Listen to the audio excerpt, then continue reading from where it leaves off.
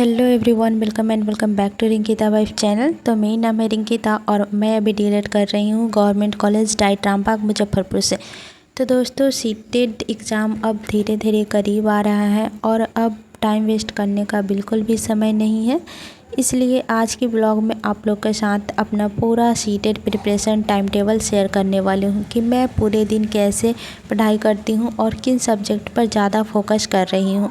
अगर आपकी प्रिपरेशन भी थोड़ी स्लो चल रही है तो आप भी ये टाइम टेबल को फॉलो कर सकते हैं एंड अपनी इससे हेल्प ले सकते हैं। दोस्तों, मेरी सुबह ऑलमोस्ट 5 बजे से स्टार्ट होती है और सबसे पहले मैं फ्रेश होकर 15 से 20 मिनट प्रीवियस ईयर डे के मैं नोट्स रिवीजन करती हूँ, क्योंकि सुबह का टाइम रिवीजन के लिए सबसे बेस्ट माना जाता है। इस टाइम में मैं मैथ्स और सीडीपी पढ़ती हूँ। कभी कभी मैं इस टाइम में ईवीएस भी पढ़ लेती हूँ कि दोस्तों सुबह हमारा माइंड फ्रेश होता है, इसलिए डिफ़िकल्ट सब्जेक्ट को आपको इसी टाइम पढ़ना चाहिए। डिफ़िकल्ट सब्जेक्ट में मैं मैथ्स को लेकर चलती हूँ और सीडीपी को, क्योंकि मैथ्स में थोड़े प्रैक्टिस करने पड़ते हैं। इसके वजह से आप मैथ्स और सीडीपी को ही लेके मॉर्निंग के टाइम में चलिए। तो दोस्तों, मैं 5:30 से लेके 7 o'clock तक मैंने almost EVS and CDP revision की थी। देन उसके बाद में मैं यहाँ पे 8 बजे से ऑलमोस्ट बैठती हूँ, जिसमें मैं हिंदी और इसमें मैं कुछ पीवाईक्यू भी सॉल्व करती हूँ। हिंदी में मैं पेडागोजी, ग्रामर और प्रीवियस ईयर क्वेश्चन सॉल्व करती हूँ।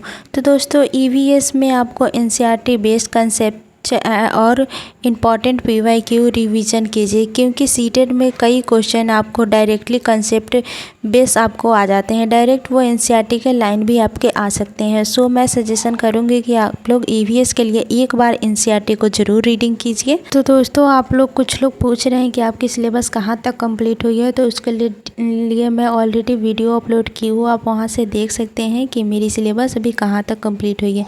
तो मेरे अभी हिंदी में कुछ टॉपिक बचे हुए हैं, उसी का मैं यहाँ पे नोट्स प्रिपेयर कर रही थी।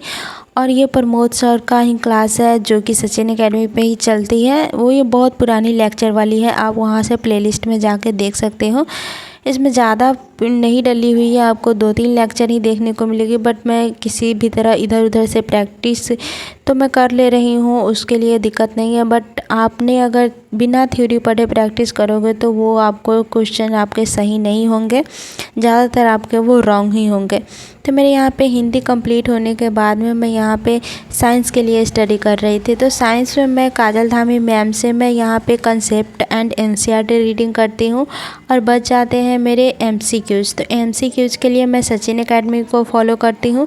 और कभी सचिन एकेडमी पे क्लासेस नहीं चलती है, क्योंकि उस पर अल्टरनेटिव डे आपको क्लासेस देखने को मिलेगी।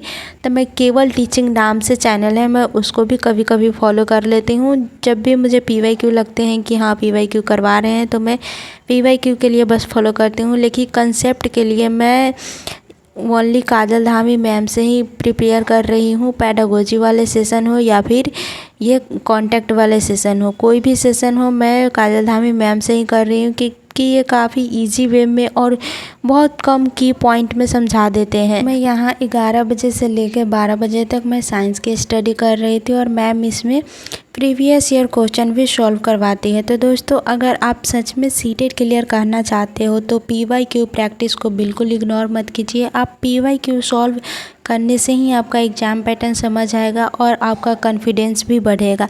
देन उसके बाद में आपको पता चलेगा कि क्वेश्चन का लेवल क्या है। तो हम लोग कॉलेज गए हुए थे, तो कॉलेज में मैंने कुछ अमरूद हम लोग तोड़ लिए थे, तो वो वाले क्लिप भी मैं यहाँ पे ऐड कर दी हूँ। देन उसके बाद में यहाँ पे इवनिंग के टाइम में मैं 4:30 से लेके ऑलमोस्ट यहाँ पे स्टडी करने के लिए बैठी थी, जिसमें मैं यहाँ पे परसेंटेज के चैप्टर को कर रही थी। मैं बीच बीच में लाइव भी आकर मैं मैथ्स की प्रिपरेशन करती हूँ, मैं मैथ्स के क्वेश्चन सॉल्व करती हूँ। तो मैं मॉर्निंग में कभी 6 कभी 7 बजे लाइव आती हूँ। मेरा डेली का यही टारगेट है कि मैं मैथ्स को लाइव सेशन में ही कंप्लीट करूँ। तो आप लोग भी मेरे साथ लाइव सेशन में जुड़ सकते हैं। हर दिन 6 या 7 बजे के अप्रॉक्स में मैं लाइव आती हूँ। तो दोस्तों, आप लोग में से कुछ लोग बोल रहे हैं कि मेरी मैथ्स वीक है तो कैसे स्ट्रांग होगी। तो मैथ्स को स्ट्रांग करने के लिए आपको प्रैक्टिस करना ज़रूरी है।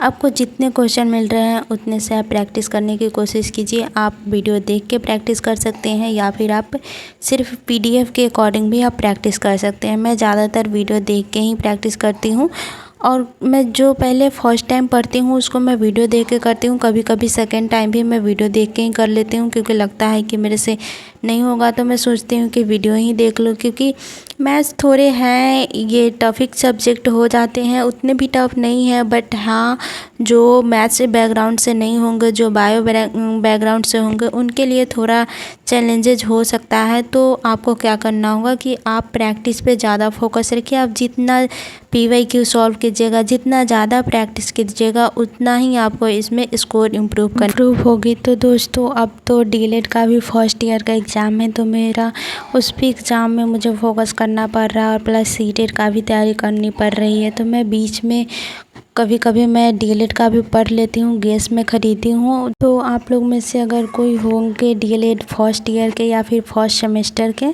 तो आप लोग मुझसे पूछ सकते हैं कमेंट करके कि आप किस बुक से पढ़ रहे हैं। अगर आप लोग को ज़रूरत होगी तो मैं वो बुक आप लोग को ज़रूर प्रेफर करूँगी, क्योंकि मैं भी खुद उस बुक से स्टडी कर रही हूँ। तो आप लोग कमेंट करके ज़रूर बताइएगा। तो दोस्तों मेरी पूरी स्टडी सेशन कंप्लीट होने के बाद में मैं नाइट में कभी कभी मैं अगले दिन की प्लानिंग भी लिख लेती हूँ, जो मुझे डेली प्लानिंग करने की कंसिस्टेंसी बनी रहती है। तो मैं कभी कभी मॉर्निंग में प्लानिंग अपना टू डू लिस्ट बनाती हूँ, तो कभी कभी मैं नाइट में भी बना लेती हूँ। तो दोस्तों अगर आपकी प्रिपरेशन अभी तक पूरी नहीं हुई है तो टेंशन मत लीजिए। CTET एक ऐसा एग्ज़ाम है जिसमें आप कंसिस्टेंसी सबसे ज़्यादा इम्पॉर्टेंट है। आप हर दिन 6 से 8 घंटे क्वालिटी स्टडी करके भी आप बहुत अच्छा स्कोर कर सकते हो। बस आप डेली टाइम टेबल फॉलो कीजिए, डिस्ट्रैक्शन कम कीजिए और रिवीजन पे आप ज़्यादा फोकस रखिए। रिवीजन के साथ साथ आप PYQ पे भी ज़्यादा फोकस रख सकते हैं, क्योंकि PYQ ही आपका एग्ज़ाम का स्कोर बढ़ाने में आपको इम्प्रूव करेगी। तो मैं यहाँ पे मैथ्स कंप्लीट करने के बाद मैं आप लोग के साथ में शेयर करते रही हूँ कि मैंने कितने ऑलमोस्ट पेजेस को फुल कर दिए थे। यहाँ पे रफ पेजेस के तौर पे आप लोग यहाँ पे देख सकते हैं। तो दोस्तों मेरी इवनिंग सेशन कंप्लीट होने के बाद में मैं यहाँ पे जितने मैथ प्रैक्टिस की थी उसका आप लोग के साथ में शेयर कर दी हूँ। देन उसके बाद में मैंने ब्रेक टाइम ले लिया था कि ज़्यादा पढ़ने से भी आपका माइंड डिस्टर्ब हो जाता है। तो आपको बीच बीच में 1 आवर्स ही पढ़नी है, 1 आवर्स या फिर आप 45 मिनट पढ़ सकते हो और उसमें आप ब्रेक ले सकते हो। अभी तो रेन का मौसम चल रहा है, तो बरसात के मौसम में पढ़ने का भी बिल्कुल मन नहीं करता है, मन करता है चादर डाल के सो जाने का। बट काफ़ी अच्छा मौसम चल रहा है और एग्ज़ाम भी है, तो आप लोग पढ़ाई पे फोकस कीजिएगा, ना कि सोने पे। मैं तो कभी कभी शाम में सो जाती हूँ, बट आप लोग वैसा नहीं कीजिएगा, आप लोग पढ़ाई पे फोकस रखिए। देन उसके बाद में मैं 8 बजे ऑलमोस्ट फिर से मैं स्टडी करने के लिए बैठी थी, जिसमें मैंने CDP के मॉक टेस्ट दे रही थी यहाँ पे मैं। तो दोस्तों ये थी मेरी CTET स्टडी फुल व्लॉग। आप लोगों को कैसी लगी हो कमेंट करके ज़रूर बताइएगा। अगर वीडियो पसंद आई होगी तो प्लीज़ वीडियो को लाइक ज़रूर कीजिएगा। यदि आप चैनल पर न्यू है तो प्लीज़ चैनल को सब्सक्राइब ज़रूर कीजिएगा।